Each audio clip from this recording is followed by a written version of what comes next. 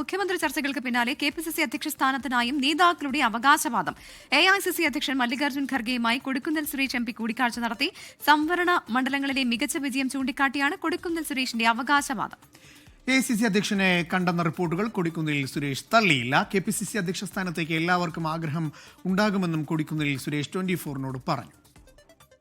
ഇപ്പോൾ പാർലമെന്റ് സമ്മേളിക്കാത്ത സമയമായതുകൊണ്ട് ഡൽഹി ചെന്ന് അദ്ദേഹത്തെ കാണണമെന്ന് താല്പര്യം പ്രകടിപ്പിച്ചു. അപ്പോൾ അത് എനിക്ക് സമയം തന്നു. അങ്ങനെ അദ്ദേഹത്തെ കണ്ടു. ഇന്നലെയാണ് ഈ കൂടിക്കാഴ്ച നടന്നിട്ടുണ്ടായിരുന്നത്. ഡൽഹിയിലെത്തി മല്ലികാർജ്ജുൻ ഖർഗെയുടെ വസതിയിലെത്തിയാണ് കൊടിക്കുന്നിൽ സുരേഷ് എം പി അദ്ദേഹവുമായി കൂടിക്കാഴ്ച നടത്തിയത്. ഏതാണ്ട് 1 മണിക്കൂറോളം ആ കൂടിക്കാഴ്ച നീണ്ടുനിന്നതായുള്ള ചില വിവരങ്ങളാണ് നമുക്ക് ലഭ്യമായിരിക്കുന്നത്. ഏതാണെങ്കിലും ഈ മുഖ്യമന്ത്രി ചർച്ചകൾ ഒരു ഭാഗത്ത് പുരോഗമിക്കുന്നുണ്ട്. ഒപ്പം തന്നെ അതിനിടയിൽ ഈ കെപിസിസി അധ്യക്ഷനായിട്ടുള്ള സണ്ണി ജോസഫ് മന്ത്രിയായേക്കുമെന്നും ഈ ഒഴിവ് വരുന്ന അധ്യക്ഷ സ്ഥാനത്തേക്ക് ഇതിനോടകം തന്നെ നേതാക്കൾ എത്താനായിട്ടുള്ള ചില നീക്കങ്ങളൊക്കെ തന്നെ നേതാക്കൾ നടത്തുന്നുണ്ട്. അതിൽ ബെന്നി ബെഹനാന്റെ അടക്കം പേരുകൾ ഉയർന്നു ചെയ്യുന്നുണ്ട്. ഈ പശ്ചാത്തലത്തിലാണ് ഈ കൊടിക്കുന്നിൽ സുരേഷ് കൂടി ആ സ്ഥാനത്തേക്ക് എത്താനായിട്ട് അവകാശവാദം ഉന്നയിച്ചിരിക്കുന്നത്. അദ്ദേഹം അതിൽ ഏറ്റവും പ്രധാനമായും പറയുന്നത് കേരളത്തിലെ കഴിഞ്ഞ തെരഞ്ഞെടുപ്പിൽ, അതായത് 16 സംവരണ സീറ്റുകളിൽ 11-ലും UDF-ന് വിജയിക്കാൻ കഴിഞ്ഞു. അത് UDF-നെ സംബന്ധിച്ചിടത്തോളം മികച്ച നേട്ടമായിട്ടാണ് അദ്ദേഹം ചൂണ്ടിക്കാട്ടുന്നത്. ഒപ്പം തന്നെ താൻ ഈ സ്ഥാനത്തേക്ക് കെപിസിസി അധ്യക്ഷ സ്ഥാനത്തേക്ക് താൻ അർഹനാണെന്നും ഇതിനു മുൻപ് ചില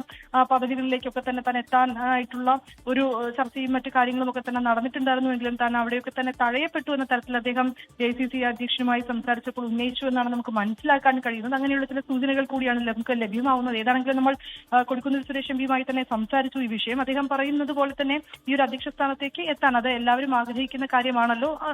പക്ഷെ അതിന്റെ ചർച്ചകളിലേക്കൊന്നും തന്നെ ഇപ്പോഴും എത്തിയിട്ടില്ല എന്നാണ് അദ്ദേഹം പറയുന്നത്. പക്ഷെ ഈ ചർച്ചകളിലേക്ക് കടക്കുമ്പോൾ അദ്ദേഹത്തെ ഇത് പരിഗണിക്കണം എന്ന രീതിയിലേക്കാണ് അദ്ദേഹം ഒരു ആവശ്യം ഉന്നയിച്ചിരിക്കുന്നത്. ഏതാണെങ്കിലും ഇക്കാര്യങ്ങളൊക്കെ കൂടി